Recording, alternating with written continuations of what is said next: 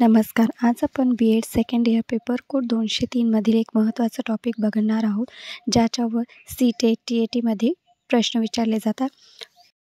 CTET जानेवारी 2024 मध्ये हा प्रश्न विचारलेला होता. आलोक निम्नलिखित व्यवहार दिखाता है.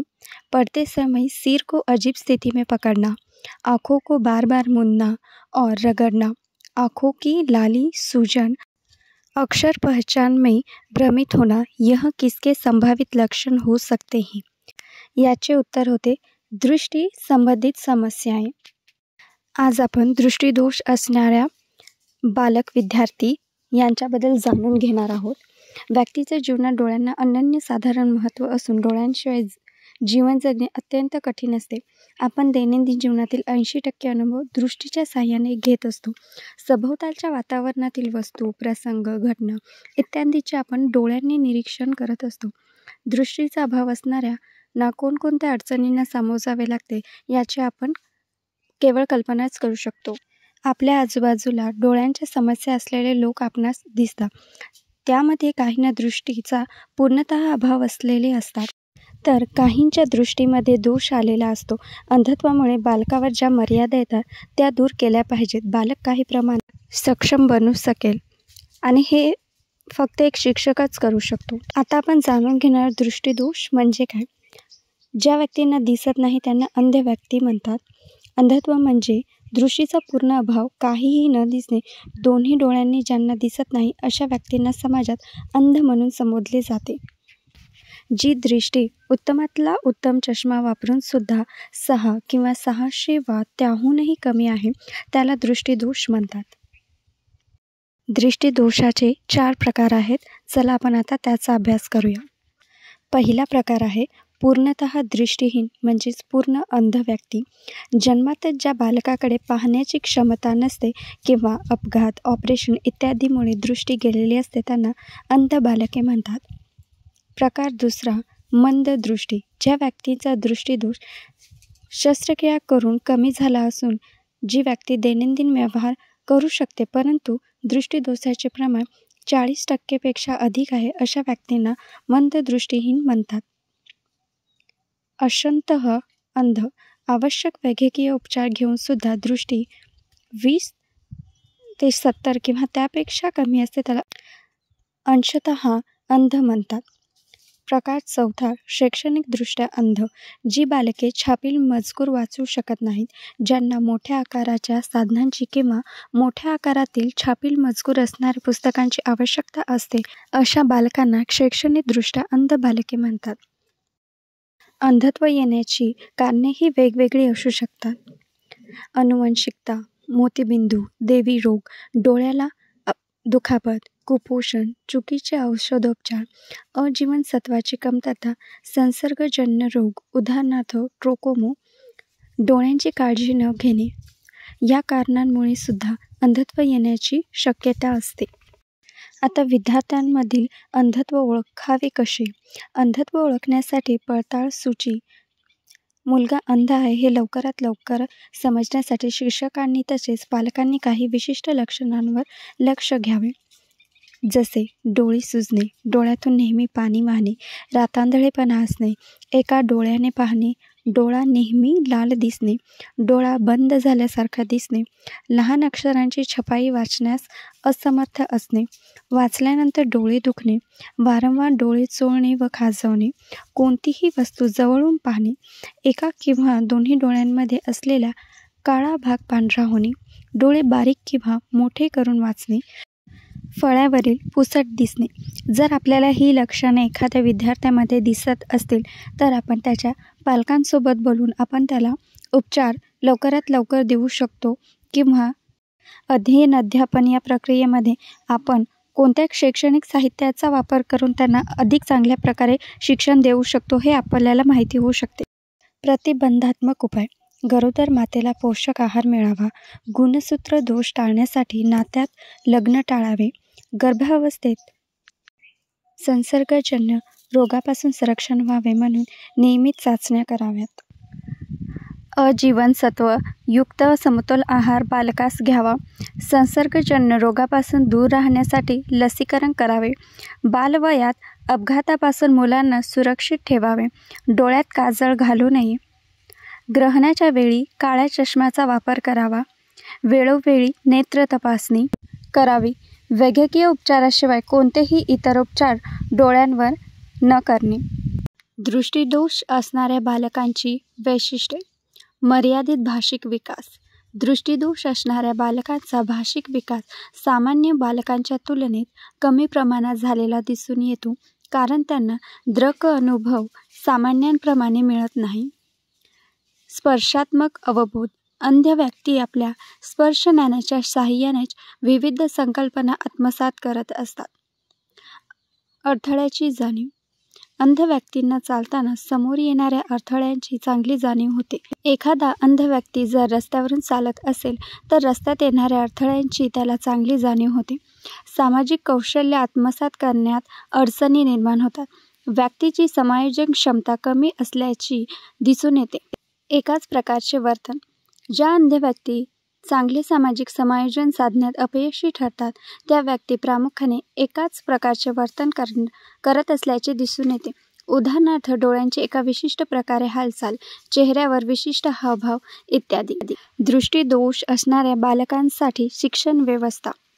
अंध व्यक्तींना जरी दिसत नसेल किंवा कमी दिसत असेल तरीही त्यांनाही शिक्षणाची गरज ही भासत असते.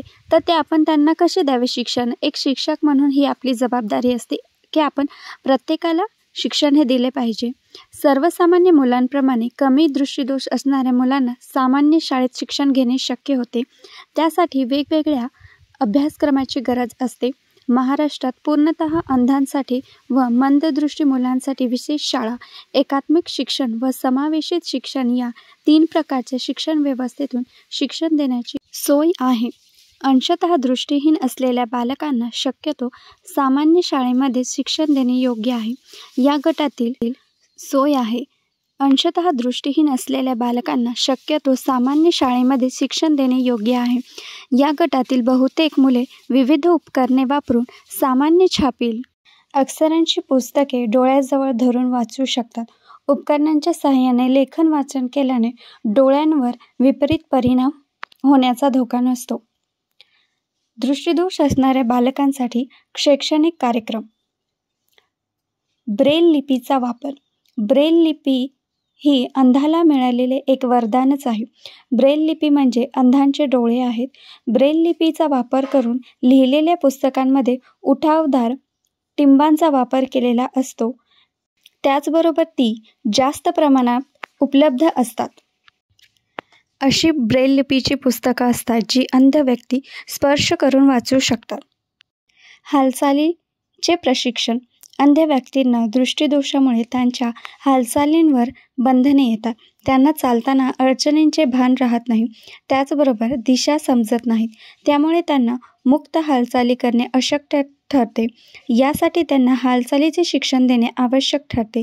यासाठी मार्गदर्शक व्यक्ती, लांब काठी, इलेक्ट्रिक साधने यांचा वापर उपयुक्त ठरतो. तिसरा आहे स्मरणशक्तीचे प्रशिक्षण. जिन्याला पायऱ्या किती, सरळ जायचे की वळायचे, उजवीकडे की डावीकडे वळायचे, चालण्याचा वेग किती ठेवायचा इत्यादी गोष्टी स्मरणात ठेवणे आवश्यक असते. म्हणून अंधांना स्मरणशक्तीचे प्रशिक्षण देण्यात येते. संवेदनांचे प्रशिक्षण. शिक्षकांनी वर्ग अध्यापन करताना बहुसंवेदन साधनांचा वापर केला पाहिजे. तसेच अंध बालकांना स्पर्श, वास, चव इत्यादी संवेदनांच्या अनुभवातून शिक्षण घ्यावे. दृष्टिबाधित मुलांना डोळ्यांव्यतिरिक्त इतर ज्ञानेंद्रियांची कार्यक्षमता वाढवण्याचे प्रशिक्षण घ्यावे. दैनंदिन कार्यकौशल्य प्रशिक्षण. सकाळी उठल्यापासून रात्री झोपेपर्यंतची दैनंदिन कामे मुलाला स्वतः करता यावी याचे प्रशिक्षण घ्यावे. एक दृष्टिबाधित बालक दैनंदिन कामे करू शकला पाहिजे याकरता ही कार्य करण्यात त्याला कौशल्य मिळवून घ्यावे.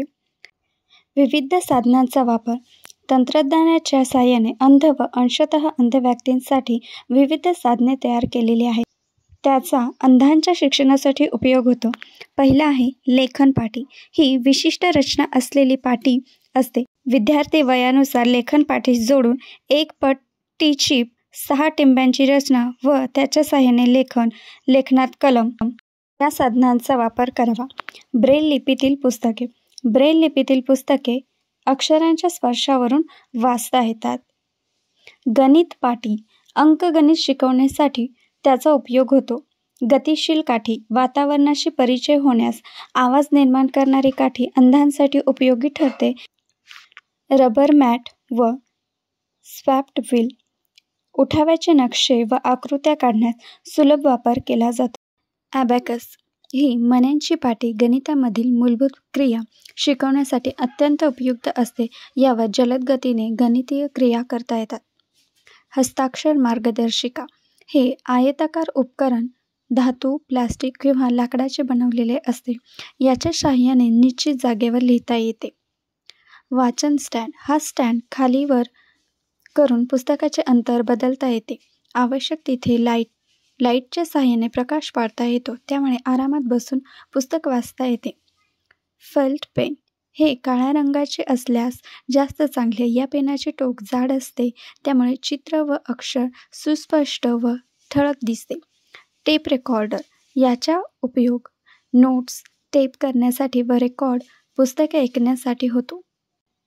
आपण अंध विद्यार्थ्यांसाठी अभ्यासपूरक काही कार्यक्रम घेऊ शकतो. ते पुढीलप्रमाणे: संगीत चर्चा, गायन, कथाकथन, अभिनय, नृत्य इत्यादी कार्यक्रम अंध बालकांसाठी आयोजित करता येतात, ज्याच्यामुळे त्यांचा सर्वांगीण विकास होण्यास मदत होते. 8वा आहे परीक्षा पद्धती. तर अंध मुलांसाठी परीक्षा पद्धती कशी असावी? सामान्यतः दृष्टिबाधित मुलांसाठी परीक्षांचे नियोजन इतर विद्यार्थ्यांसारखेच असावे. मात्र लेखी परीक्षेस लेखनिक व अधिक वेळ घ्यावा. मासिक चाचणी इत्यादी लहान घटक चाचण्या तोंडी घ्याव्यात. प्रयोगाची माहिती तोंडी विचारावी. आज आपण ज्याचा अभ्यास केला त्याचे काही कीवर्ड्स आपण लक्षात ठेवूया. Educational aid for visually challenges students. Tape recorder. यामध्ये अंध विद्यार्थी रेकॉर्ड केलेली पुस्तके ऐकून अभ्यास करू शकतील किंवा लेक्चर चालू असताना ते हवे ते नोट्स बनवण्यासाठी टेप रेकॉर्डरचा उपयोग करू शकतात. त्यानंतर आहे टेलर फ्रेम. हे मॅथमॅटिक्स म्हणजेच गणित शिकण्यासाठी उपयुक्त असते. ब्रेल लिपीतील पुस्तके असं टच फील करून ते अंध विद्यार्थी हे वाचू शकतात.